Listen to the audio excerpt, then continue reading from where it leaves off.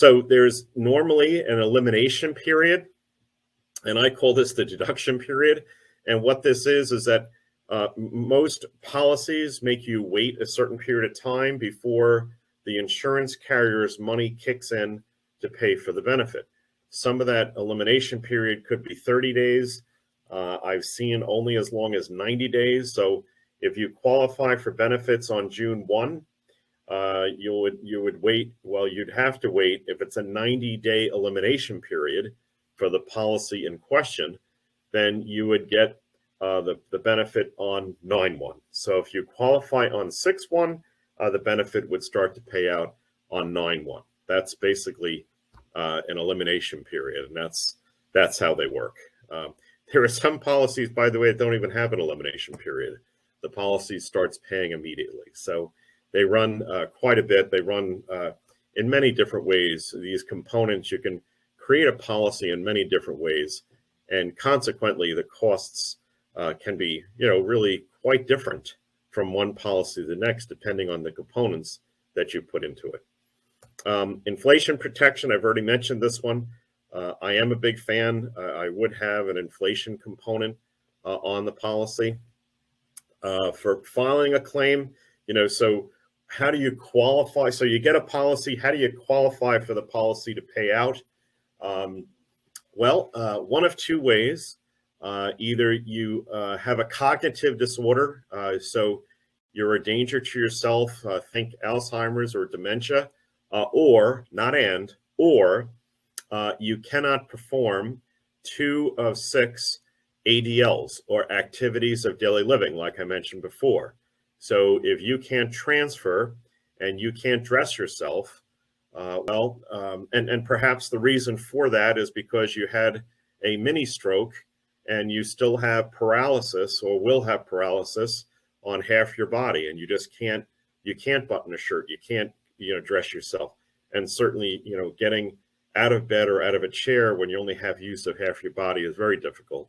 So if that be the case, well, then you'd qualify to have the long-term care policies elimination period begin, and then the policy would pay out after the elimination period is satisfied.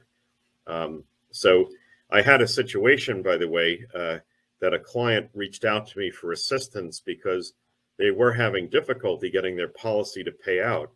And it turns out, as I did the research and I escalated through the given company, the agency that the person was using did not have all of their licensing up to date by the state. And that's an issue. So once that got cleared away and the licensing and everything was up to date, the bonding, the insurance, everything was up to date, then the carrier started to pay out its claim. But it was very frustrating for the wife of the person who was the husband who needed the care.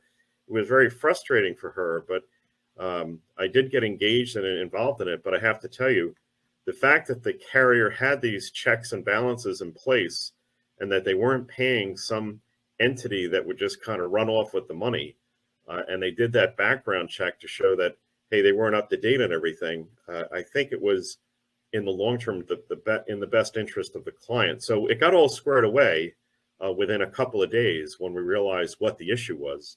But just be aware that you want to make sure that the entity has all its licensing up to date, its insurance is up to date, its bonding up to date. It is very important, okay, to pick an agency that is reputable. Okay. A key part of planning is your long-term care. Long-term care planning does protect assets, because if you don't have a long-term care policy in place, well, then you do have a plan. And the plan is that you're going to utilize all of the assets that you have for the other's care. And I just don't think that necessarily is a good plan, because given a husband and wife, they certainly love each other, and they're going to make sure that the other who needs the care is cared for, and they'll spend whatever they have to, many times to the detriment of that individual's ability to live and get an income stream that's adequate to live on in retirement. So what assets do you have that'll pay for care? Where would you like the care to be received? Who would you like to provide the care, and who's making the care decisions? These are things that is best discussed while both of you are of sharp mind and you're in a position to do so.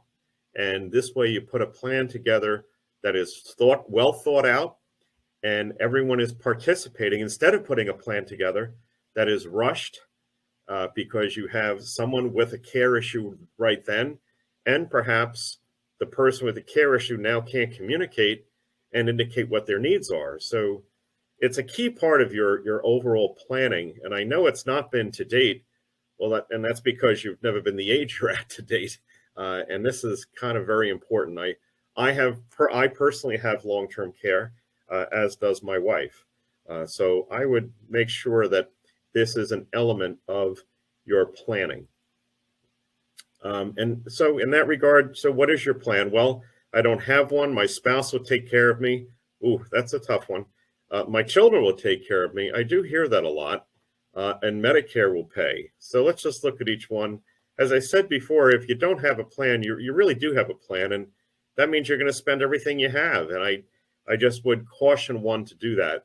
And even if you just investigate the costs of a long-term care policy and just see, in your case, if it is affordable. Now, certainly, when I hear people tell me, well, the reason I don't have long-term care is because it's very expensive.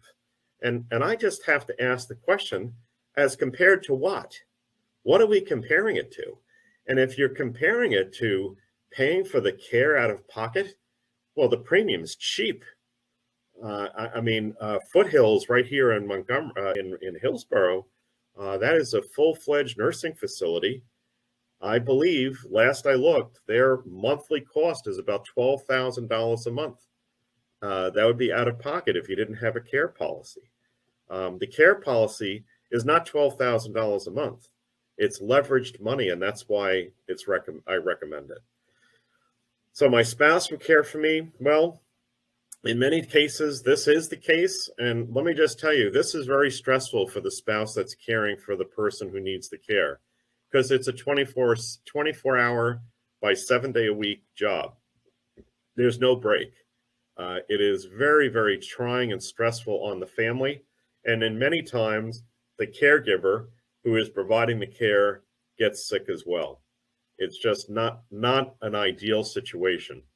And certainly, if you just think about it physically, if you're caring for your husband or you're caring for your wife, are you going to try to lift them out of a tub when they're soaking wet? I think you'd probably either hurt them or hurt yourself. It's just not a good strategy. You're aging yourself and may not be in the position physically to do what's required for the care. My children will care for me. Well, that's interesting, but in many cultures, by the way, this is very common, but you also have to consider, where are your children going to be?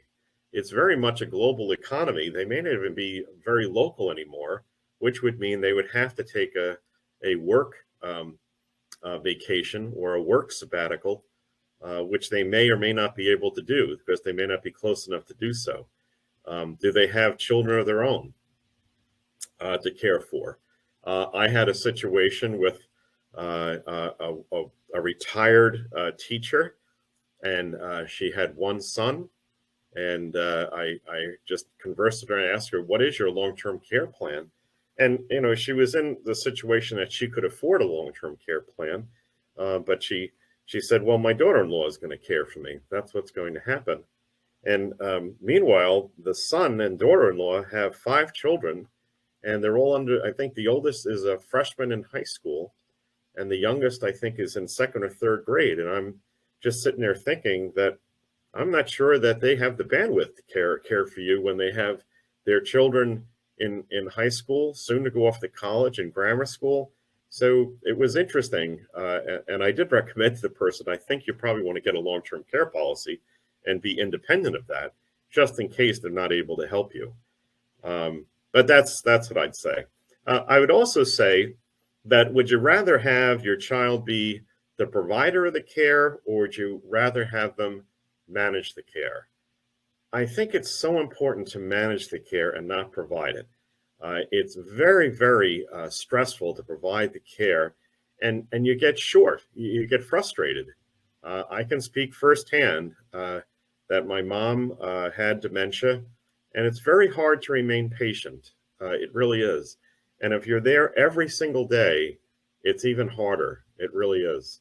And I would encourage families to have what I call the care discussion. What do you want your plan to be?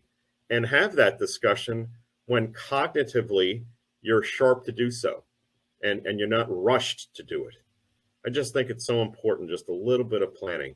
And I've said this many times before, people plan their trip to Disney with more time and focus and detail than they plan how they're going to live out their days in retirement, including long-term care. And I would just beg people to please consider this and look at this, because it is so critical to people's future, and it's so critical to your family's ongoing relationship.